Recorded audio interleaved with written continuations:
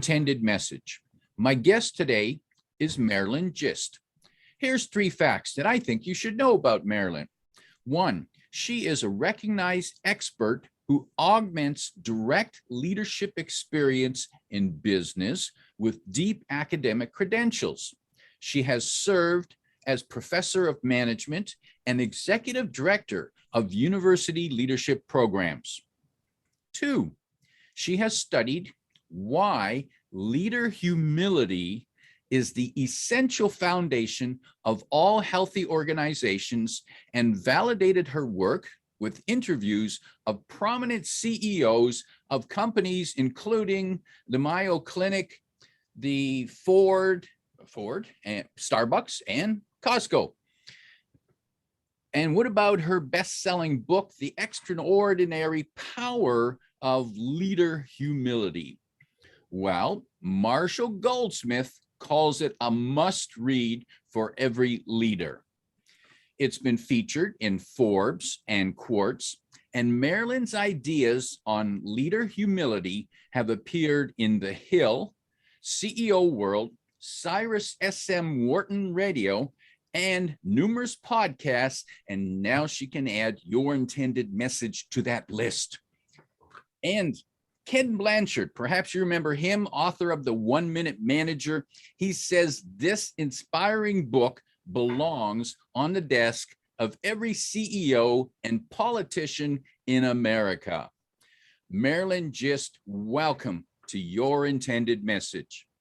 Thank you so much, George. It is a delight to be here. I have enjoyed your intended message on many occasions, and I'm just excited to have this conversation with you.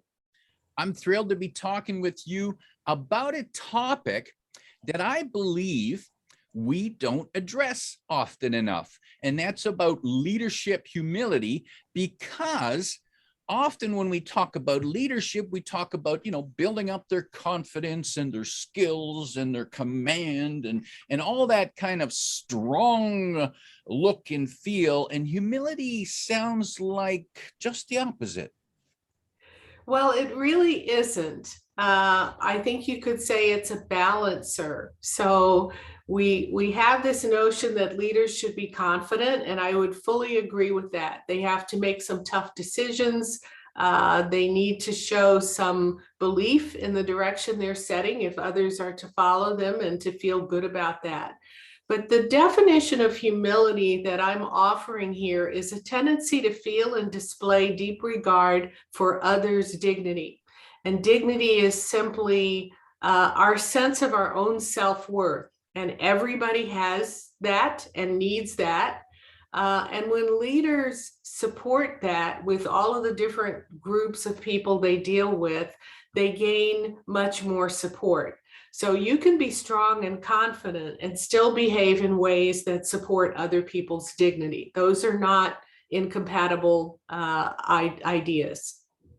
And how would we recognize a leader who is coming from a place of humility? Well, in the book, I talk about 6 keys. There are specific behaviors, and we can come back to that a little later if you like. But I think it helps to recognize that everyone looks at a leader, watches a leader, evaluates what a leader is saying and doing. And when they're watching, they have 3 questions in mind. Who are you? What are you like as a character, as a person? Where are we going? What is it you're asking me to do? And do you see me? Do you see me as a human being with my own wants and my own needs? Or am I just a cog in the wheel to get your own work done and maybe advance your own standing or career? So leaders with humility really balance their own agenda, their own goals, if you will, with what it is that is going to support the sense of self-worth that others have. And as I said, there are a number of specific behaviors that I've talked about in the book that show that to other people. Well, Marilyn, stop teasing us and tell us what those behaviors are. Okay, well, let's start with the question of of who are you, the character piece. Leaders who have a balanced ego, and you touched on that a little bit in your first question, this idea that leaders should be strong, but some leaders tip toward arrogance. It's really all about them. They strut around, they want to convince everybody else that they are superior. Well, that's very damaging to other people's dignity because we like to feel that we're worth something too, right? And if you as a leader are coming across in ways that say that I am inferior to you, then you're damaging my dignity. So not straying toward arrogance, at the other side, not straying toward meekness or reluctance to take charge and to make those tough decisions. So having that balanced ego of confidence is one piece of this. Another one is what I call robust integrity. So leaders in terms of the character piece, the who you are piece, really need to walk the talk. They need to not only say certain things, but their own behavior should be above reproach. The way in which they make promises or indicate they're going to back things with resources are things that they need to follow through with. So people are watching for what kind of integrity do you have? Can I trust you so that, I know your word is good. So that's a couple of them. Yeah, that's just on the character piece, the who you are. And who you are. And when we look at leaders, I remember from my own experience when I worked with different companies, and the first thing we're all looking at the leader and saying, okay, well, what do you think about, and it was often a him, what do you think about him or her? And do they really mean what they say? Can we trust them? Right. How much do I reveal about myself? Is it safe to right. expose ourselves to this person? Right. Absolutely. So the who are you question is top of mind. I think it's the first thing most people want to know when they're introduced to a new boss, when a politician wins a new election. We want to know, okay, we've known the name, we've seen the blurb ahead of time, but now let's really watch and get a sense of who that person is. Then the next thing we want to know is, where are you taking us? Where are you asking us to go? Is this someplace I want to go? And so I talk about two sets of behaviors, one being compelling vision, which is setting a direction that is good for most constituents. When you have something in what you're asking people to do that serves a broader common good or advances the interests of most of the constituent groups you have, then it's a compelling vision. If it's only your agenda, or if it's advancing the interests of one group, but to a strong disadvantage of another group, then you're going to create tension. You're not going to have full followership and full support. And what we see most of the time, whether in organizations or in government at the local or national level, is that the constituent groups who are ignored and are left out generally will find ways over time to come back and demand even more, or may work to take that leader down. So you want a compelling vision that really is serving broad-based interests. That's what makes it compelling. And then the other set of behaviors with that is ethical strategies, really going about achieving those goals in ways that don't cut corners, don't violate the law or ethics, that retain that honesty in dealing with people. Most people don't want to work for leaders that are asking them to do what's wrong. I once, when I was fairly young in my career, worked for a vice president who was asking me to do something. We were doing a government contract business. This was an industry. And he wanted me to do something that was not only irregular, but illegal. And I mentioned that to him because I was the one who would have to sign this offer and go to jail if it were, if it came back to haunt us. And so I told him, this isn't right. This is actually illegal. And he turned around and said, don't forget who's paying your check these days. Well, that is asking someone to really do something unethical, or in this case, illegal. I was young. I didn't know how to handle that directly in conversation the way I would now. But I went back feeling really uncomfortable.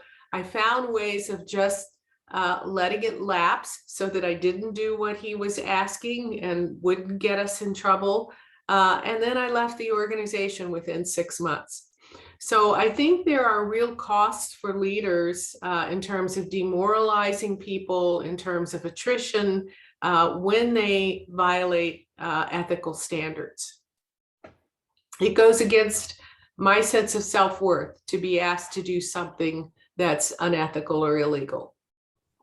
Now, what I remember, that whole thing about the ethics of the leader and the organization itself.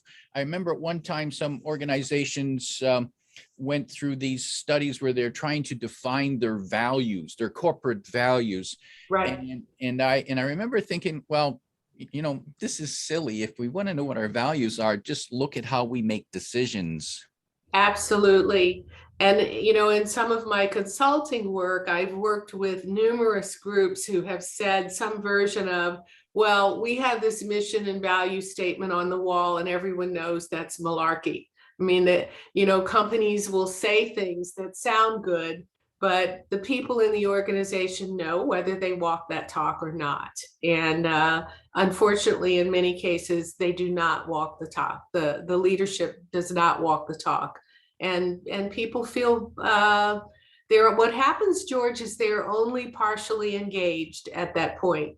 They'll come in, they'll punch a clock, so to speak, they'll do what they have to do, but they're not going to give their full creativity, their full energy. They're not going to go above and beyond the call of duty. They're not going to give you their best creativity, solve the most problems that they can, because they feel you're not worth it, frankly. And an awful lot of, getting an organization to be healthy and thriving and really getting the best results comes down to, are people passionate about the leader they work for? Do they really admire that leader, as a human being? And when they do, what you get is very high engagement and a large proportion of people who'll just go to the mat for that leader. They'll give it everything they have. Now, it's interesting. I'm wondering, Marilyn, have you ever had to have a discussion with a leader and saying, where the leaders push them back on these, and they're saying, well, I've got a business to run, and you don't understand how things are done in this industry. We just can't be all nicey nice. Yes, and sometimes you run into people who aren't going to buy the message no matter what you do. And, I'm not going to be able to change everyone.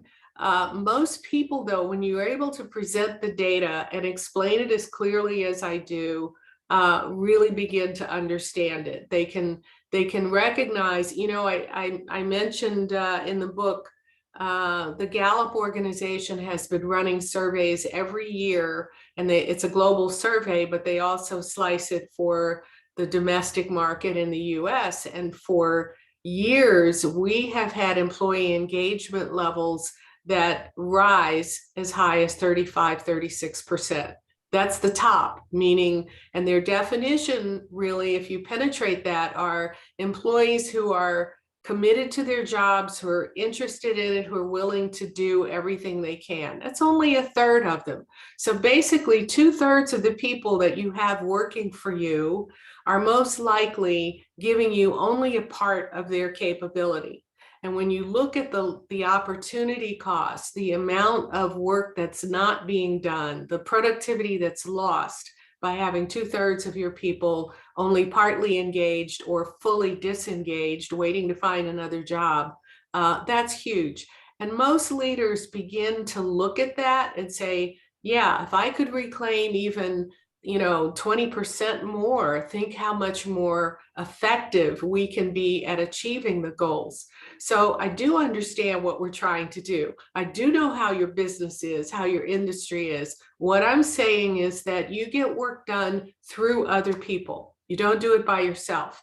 And if you want to get the most out of people, if you really want great results and thriving organizations, we have data that show that leader humility is the way to go. It definitely drives up engagement, it reduces turnover costs, and it really gives you great results.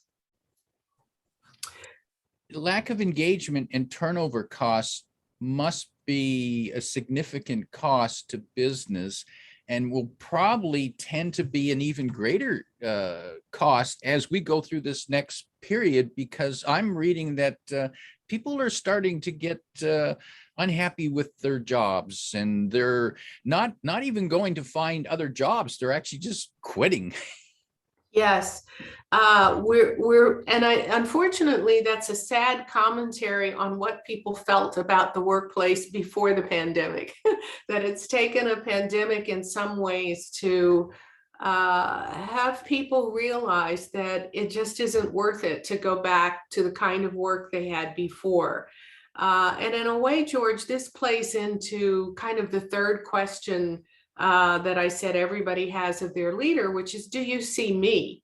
Do you see me as a human being? And unfortunately, some companies, some leaders, some industries have really not supported the dignity of the work and the worker in ways that now make workers want to go back. And, that's certainly not universal, but we've had this whole work from home year and a half in knowledge-based industries, and employees in those industries are now saying, we showed you we could do this. We came through for you when the world had to stop. We have, worked our 8-10 hours a day from home while juggling kids who also were out of school, and where we didn't have the office set up and we had to use our own computers or whatever. Now that things are opening up again, hey, wait a minute, maybe we want some of this flexibility. Maybe we want a flexible work schedule, or maybe we want, other kinds of accommodations before we go back. In some cases, we're seeing salary demands and salary increases, especially from lower wage employees who have had to work 2 and 3 jobs in order to pay, their bills, for example. And we are seeing increases in salaries because companies need workers, and workers have said, I'm not going back. I'm just not going to go back and work as hard as you're asking for the wages you're paying. So these kinds of things tap into that "do you see me" question. And I talk about 2 really key sets of behaviors that leaders need to display in order to support others' dignity on these 2 questions, or on this question. So one of those sets of behaviors is inclusion. And we hear a lot of talk about inclusion in the realm of diversity, equity, and inclusion. And it certainly does apply to that, but I'm using it far broader than that. So leaders have different constituent groups. If it's a business leader, you have your customers, certainly your employees, you have your board, you have certain regulators, you have your supply chain and your vendors, and on it goes. Well, each of those groups has certain interests, and when you're making strategic decisions, they often have an impact on most of those groups, or certainly more than one. And so the inclusion I'm talking about is, are you figuratively picking up the phone and talking to those groups, to all of those groups of people? Are you finding out what their thoughts are about the options you have, the direction you're planning to go? How is it going to impact them? And are you doing your best as you're making decisions and setting direction to accommodate, or at least try to work in the needs that those different groups have. So I mention this because our conversation about coming out of the pandemic and, working, going back to the office, this is an inclusion bit. Companies that think we can simply flip the switch, bring everybody back, business as usual, are looking at it through their own lens and are not including, say, the employee group, who very much has had, they've had the back of the company for the last year and a half. They've done the work, and now they're saying, include us, look at our needs, look at what flexibilities we're now asking for, because we have learned to work a different way. And maybe we don't want to go back to what we had before because of commute times, daycare, whatever. So generous inclusion means really tapping into the needs of all of those stakeholder groups. And then the final set of behavior I talk about in the book is developmental focus.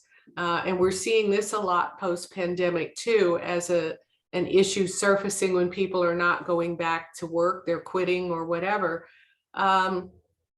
Are you looking at a person's long-term interests, or are you only focused on the job you want them to do today? Now, clearly, as a leader, you have the need for them to do the job today. But how often do employees come to you, for example, and say, I've been here for X period of time, year, 2 years, 2 months, and I'm interested in one day being CEO. I want your job, or I'm interested in moving into this department or picking up those set of skills. How do you respond to that? As a leader, if you're supporting other people's dignity, you need to embrace their humanness in having long-term interests.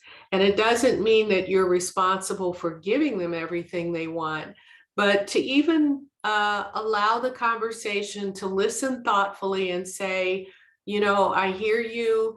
I don't have anything immediately, but let me think about it. And then as you're doing your thinking, is there an opportunity to give an assignment that might help build that person's skills in the direction they want to go?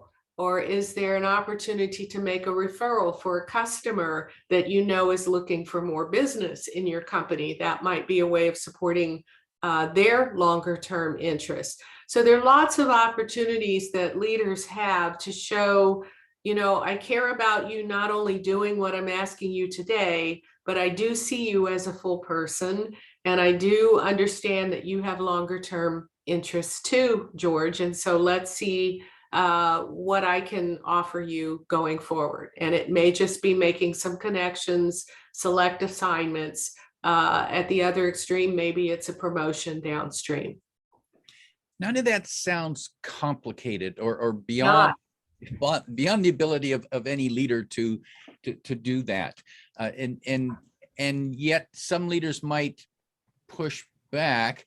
The leaders who you see succeeding in this use of humility and demonstrating these behaviors, what's different about them? What, other than following these behaviors, what's really different about them? I think what's different is that to a person, they recognize the humanity in the people who are working around them and all of their constituent groups. So some leaders seem to be very, very task focused, George. It's about what are the goals? How do we get to the goals? What are the metrics? How do we drive to that? And they almost view people as functionaries. You're here to do a job, just stay straight, keep your nose clean, do what I tell you to do, and we'll get there. The leaders who display humility have a somewhat clearly differentiated approach, which is, hi, George, it's nice to meet you. Let's spend, maybe it's 5 minutes up front, 10 minutes, just chatting, getting to know each other a little bit. And then day by day, as we interact, I'm treating you more as a human being because I'm mindful that you're human and you have a sense of self-worth. And so all of these 6 sets of behaviors are not difficult, but they tend to come more naturally for leaders who are anchored in humility. And in the book, of course, I interviewed and and discuss the views of a dozen really prominent CEOs or CEOs of prominent companies who all get it and generated thriving organizations great results, and in some cases huge turnarounds that they brought about very quickly.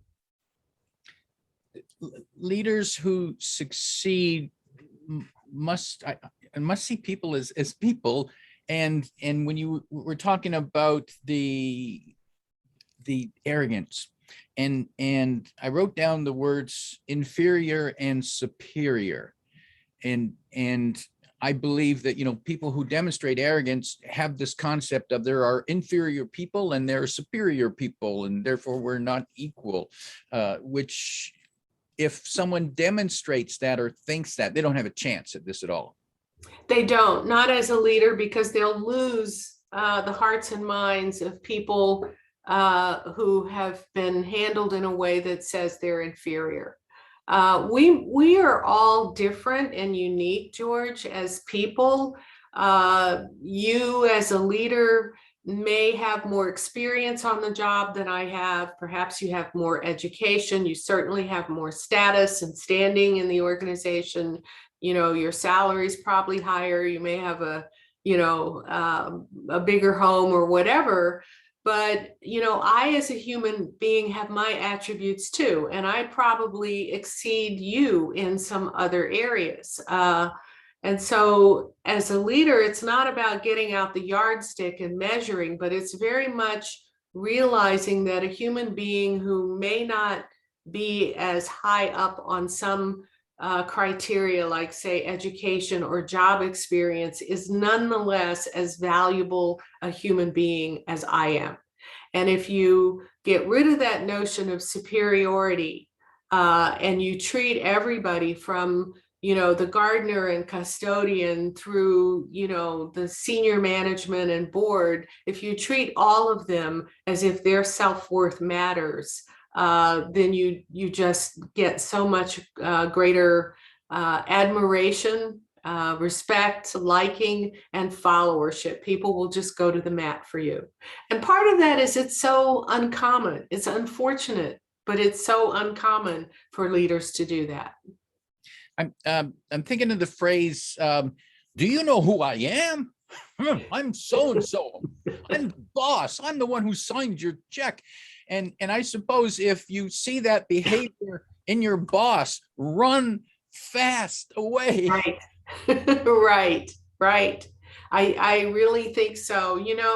One of the people I interviewed in the book at the time, Orlando Ashford, was president of Holland America. And he made a comment that he said, I usually, he was basically talking about how he doesn't like to use status in his initial introduction. So he said, when people ask, who I am and where I work or what I do, I'll usually say I work for Holland America. And then he said, if they ask again, well, what do you do there? He'll say, I'm in management. And then if they say, well, like what job? Then he'll say, I'm CEO, but I usually won't start there. And I thought it was such a nice contrast with what you're saying about, do you know who I am? His approach was, it's not important for everybody to know who I am. The people in the company know my name. They know who the head of the organization is. And if I walk down the hall and they don't know me initially, within a few weeks, everybody's going to know, because people will whisper, oh, that's so-and-so. That's the head of the organization. So you don't need to wear it on your chest. They'll find out. And if you're, somewhere else, most of the time, you don't need to lead with who you are. You really should lead with trying to find out who everybody else is and get to know them. So I'm not saying that there aren't times in business. Certainly, if you have a key role in a negotiation or you're giving a keynote talk, you want people to know your title and who you are. But as a matter of just displaying your ego to lean toward, I want everybody to know who I am, is a little bit on the arrogant side. It sounds like leaders need to be far better communicators. especially at listening.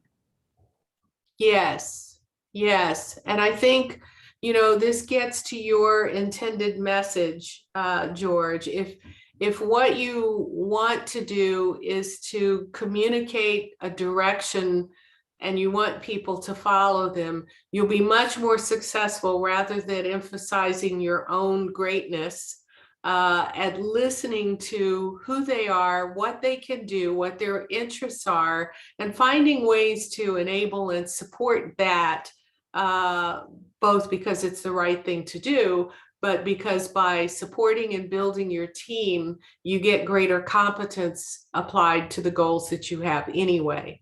So yes, leaders do need to get better at communicating, and particularly at making sure that they're displaying humility in the messages that they communicate, because otherwise people just turn off. I remember many years ago when I worked for a large corporation that I had the opportunity to meet the CEO. And I thought, oh, he's talking to me, little me. And we talked, he asked where it's from. And at the time I lived in a small town outside of the big city. And the interesting thing is every time that he saw me, he would always mention the small town. He remembered. He remembered. I thought, wow, like that, all the things he's got to remember, and he remembers me. Right. That made a big impact on me. Yes. And it's the small things like that. And that came through in a number of my interviews as well. CEOs who remembered the names of somebody's children, who, Sally Jewell, when she was Secretary, U.S. Department of Interior, and the guard in the building who said, they were amazed because, she instead of taking a car, she rode the subway, 2 suitcases in tow, tennis shoes for her first day in the office. She comes in like that, stops, drops the suitcases, introduces herself to everybody. They'd never seen this before. And then they said, do you know what? It's not just that.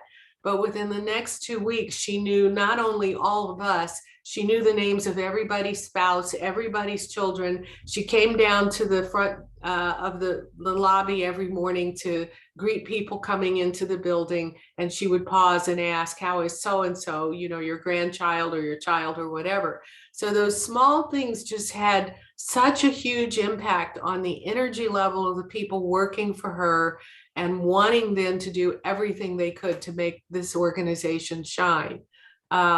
Just amazing how those small things. I mentioned a small story, and I know I have told this 100 times over the years, of my first encounter with Jim Senegal when he was CEO of Costco. Had not met him, needed a speaker on short notice for a program I had just taken over.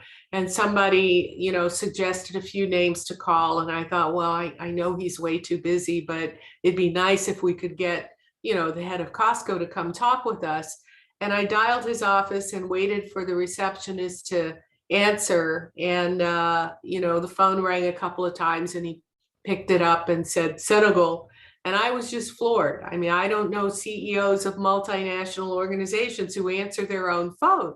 So I'm stammering, oh, Mr. Senegal, I'm so-and-so, you don't know me, but, I'd like you to come and maybe talk to this program.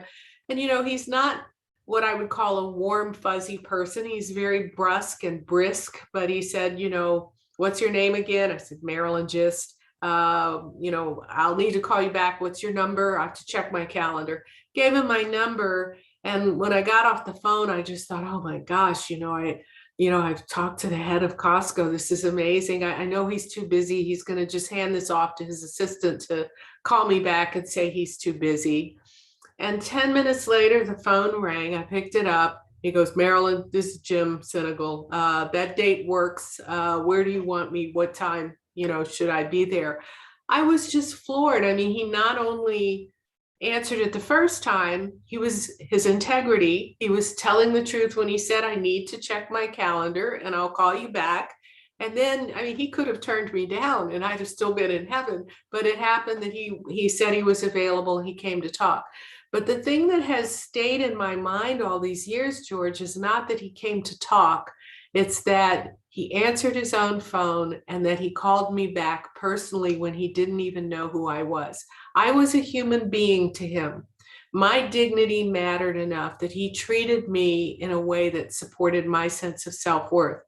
Now, years later, I was introducing Senegal for a program, and I told that story, and he turned to me and he said, well, I don't always answer my own phone, Marilyn, but if I'm sitting there and it rings and I'm free, I will. Well, for every time he answers it, you can bet there's probably 100 people who tell that story. So that's the kind of thing that spreads through an organization. It's almost like a culture forms around this person who was known for having no reserved parking place, known for being seen to pick up paper off the floor, known for answering his own phone on occasion. I mean, those are the kinds of things that say this is a leader with humility who, by the way, built this humongous company, multinational company, without investing in advertising. I mean, didn't have to, just word of mouth. Now they got plenty of press, but press is different than direct advertising. Costco doesn't advertise. That's right. I've never seen an ad from them. Yeah. Marilyn, for people who'd like to know more about your book, The Extraordinary Power of Leader Humility, it's available on Amazon, of course, and other major stores, including Barnes and Noble. Barnes and Noble. I stumbled over that. Don't know why. You have some resources on your website. Let's tell people about them. First, the assessment test. What will that help people do? So this is an opportunity in private to assess your own competence in the area of humility. So you can simply log in. I know, George, you're putting it in the show notes, but you can log into the test through there. There's a small fee. And when you complete the test, it only takes 5 to 10 minutes, depending on which version of it, shorter or longer, you want. And it will instantly score it and give you a download report of your results on leader humility. The short version just does the 6 keys to leader humility. You get about a 12-page report. The longer version picks up 4 additional scales that are very important. So you get about a 20-page report from that. So that's very helpful. It gives you a way to benchmark. It's a supplement to the book. If you're interested in developing your skills, it'll tell you where you stand now. And if you're great, fine. If you need work, it'll very clearly help you identify which of those areas to build skills in. Got it. So stop wondering if you passed the humility test. Here's a chance to find out for sure. Maybe you're better than you are. Maybe you're not as good as you are, but let's find out. Take that test at her site. That's MarilynGist.com. And that particular assessment, the link is in the description below, but it's set /4 words, leader humility assessment tools with dashes between them. Right. Marilyn, you also run a master class on leader humility, the essence of working together. People can find information about that master class. The next one, they can also find that information on your website. And again, that's MarilynGist.com. And you'll find that link down below in the description. Marilyn, in wrapping up, if you could sit down with a new leader who's just been promoted into a senior position, and if you could give them 1, 2, or 3 pieces of advice of how to demonstrate, display humility, how to put it to work so that it works for them and it works for the team, what would be those 1, 2, or 3 pieces of advice you'd offer them? The first thing I would say is that leaders are selected generally because of their own outstanding performance and their drive to get results done, and the new position they're in, they need to realize it's time to shift gears. And that shift has to be to leveraging other people to get the work done. You can't do it yourself. So it's all about how well can you create a container that others can thrive in. And that means that leading is a relationship. And so central to the relationship, if you understand that, is this idea of humility, that the more you can support the sense of self-worth that other people have, not your own ego, but if you can help other people feel good about their own sense of self-worth, their own dignity, the more energized and hardworking they're going to become. So take opportunities to thank them and appreciate them for what they do. Take all of the opportunities you have to compliment them on something they do well or on skill sets that they have. Take a little bit of time to get to know something about them personally. I mean, not being intrusive, but if they're married and they mention a spouse, make the effort to remember that person's name. Or if they've got kids, make an effort to remember that, and occasionally ask how they're doing and listen to that. So letting them know you see them as a person. So again, you're creating this container and working through people to get the work done. And your job as a leader then is to make that container wholesome and to support all of the people in it. Make that container wholesome and support all the people in it. I like the sound of that. My guest today is Marilyn Gist, reminding you that humility is really just simply respecting other people's dignity. Yes. And we're done. If you like what you heard, remember to like, comment, and share this podcast. Come back every week for more practical insights to help you convey your intended message.